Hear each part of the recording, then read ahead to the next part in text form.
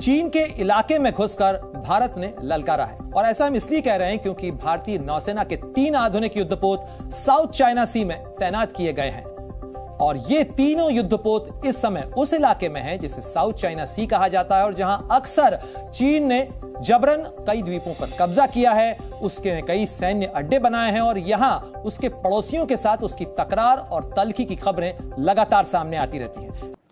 उन्होंने सिंगापुर को ये कहा कि इंडिया की नेवी इस मुश्किल वक्त के अंदर जो रेड सी के अंदर सिचुएशन डेवलप हुई है उसमें आपकी मदद कर रही है। So anything you are getting from Red Sea in Singapore, we are making this happen.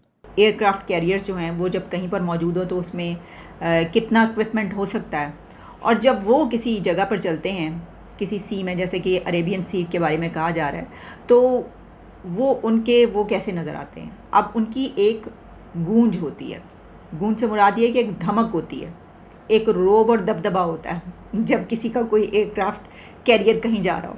Indian navy को रेस्क्यू के लिए आना पड़ा, बहरी ऑयल टैंकर को वापस भारत ले जाया गया। ईरान के मुलविस होने का अमरीकी इल्जाम हौसियों ने मुस्तरद कर दिया है। Operation system, the Navy Corps of the Eastern Theater Command dispatched naval vessels, aircrafts, shore-based missile and other mission forces to carry out joint land strike and sea assault training. Beijing has been pressing ahead with military exercises aimed at blockade.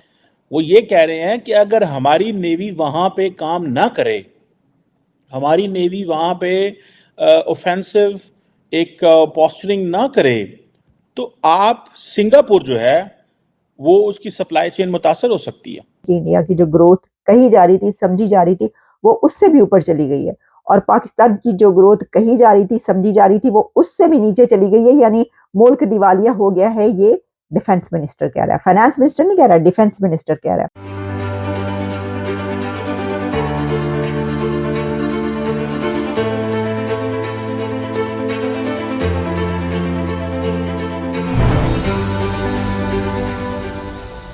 नमस्ते दोस्तों, Indo पाक react में आपका स्वागत है। जैसा कि आप जानते हैं, आपको तो पता है, भारत और चीन का हमेशा से बॉर्डर पर कुछ न कुछ होते ही रहता है। तो इसी बीच भारतीय नौसेना ने विवादित जल क्षेत्र में अपने बेड़े की परिचालन तैनाती शुरू कर दी है, यानी प्रैक्टिस शुरू की हुई है। इसके भारत के 3 युद्धपोत है, INS दिल्ली, INS शक्ति और INS किल्टान, जो कि कल सिंगापुर पहुंच गए हैं। चीन सिंगापुर के बड़े हिस्से पर अवैध रूप से अपना दावा करता है। उसके अलावा 5 अन्य देश फिलीपींस, वियतनाम, ब्रुनेई, मलेशिया और ताइवान इसका विरोध कर रहे हैं, जो कि चीन के अगेंस्ट में है। भारतीय नौसेना ने कहा कि यह यात्रा कई कार्यक्रमों और गतिविधियों के माध्यम से दोनों समुद्री देशों के बीच दीर्घकालिक मित्रता और सहयोग को मजबूत करने के लिए तैयार है। तो आइए इस पर पाक मीडिया की क्या राय है, सुनते हैं। कल, I think if I am not wrong, कल की बात है, डॉक्टर जयशंकर भारत के जो मिनिस्टर फॉर एक्सटर्नल अफेयर्स हैं, वो एक डिस्कशन कर रहे थे, एक लेक्चर दे रहे थे, I think Indian institute of south Asian studies जो नेशनल यूनिवर्सिटी ऑफ सिंगापुर में है, उसमें वहाँ पे बहुत सारी बातें हुई, लेकिन उन्होंने एक बात जो कि that is very interesting for me as a student of politics, मैं समझता हूँ कि उन्होंने सिंगापुर को ये कहा कि इंडिया की नेवी इस मुश्किल वक्त के अंदर जो रेड सी के अंदर सिचुएशन डेवलप हुई है उसमें आपकी मदद कर रही है। So anything you are getting from Red Sea in Singapore, we are making this happen. So वो हम उसमें बड़ा काम कर रहे हैं आपके लिए। अगर हम ना हो तो आपको ये प्रोडक्ट्स ना पहुंच सके। This is what he saying.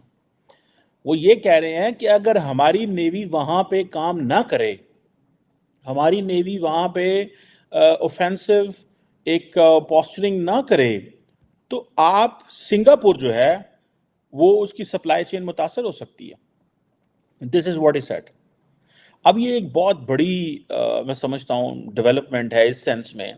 गो के देखिए, इंडिया और सिंगापुर के बड़े अच्छे ताल्लुकात हैं। ये को आज के ताल्लुकात नहीं है, ये जिसे वो कहते हैं ना 80s के ताल्लुकात, 18th सेंचुरी के ताल्लुकात हैं, जब उस वक्त ईस्ट इंडिया कंपनी जो है वो जाया करती थी सिंगापुर जो है, और उस वक्त इंडिया आपको पता है हर मुल्क के साथ ताल्लुक जो है वो जोड़ता है उस वक्त से जब जो द मुस्लिम्स और द ब्रिटिश रूल्ड है।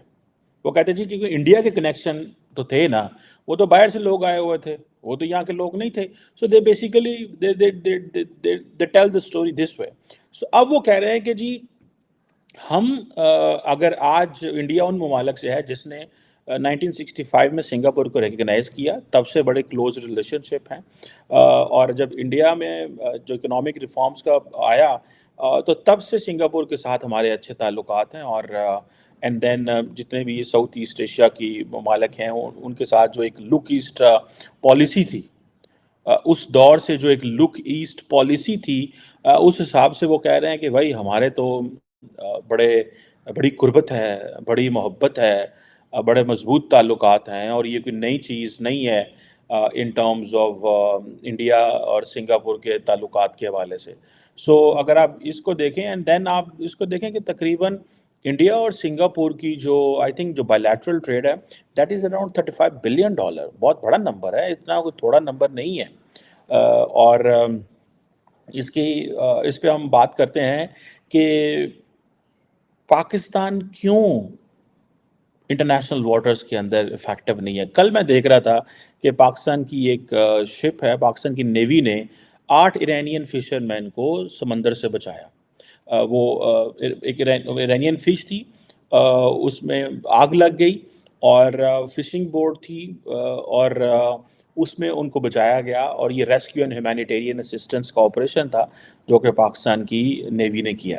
अब पाकिस्तान ने हाईलाइट करना शुरू कर दिया because India is highlighting it and India is using it for the strategic advantages. तो पाकिस्तान की नेवी ने उसके ऊपर एक वीडियो भी जारी की कि देखिए जनाब, हमने इसको प्रोटेक्ट किया, हमने इसको महफूज किया। सो अभी हमें समझ लगी है कि इंडिया को देख के हमने ये करना शुरू किया। So Pakistan may be doing it before, India may be doing it before, but everybody is using it for their strategic interests to tell everyone कि भाई हम इस खित्ते में मौजूद हैं, हम अपना रोल प्ले कर रहे हैं, हमारा एक किरदार है।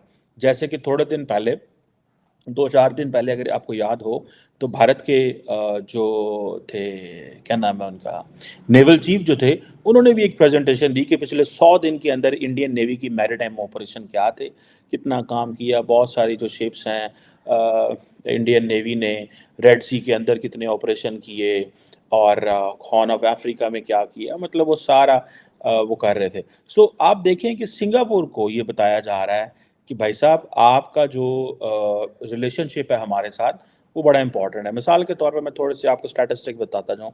अब इंडिया सिंगापुर की एक 12वां, इंडिया जो है वो सिंगापुर का कहते हैं 12वां बड़ा ट्रेडिंग पार्टनर है 2022 तक जो है।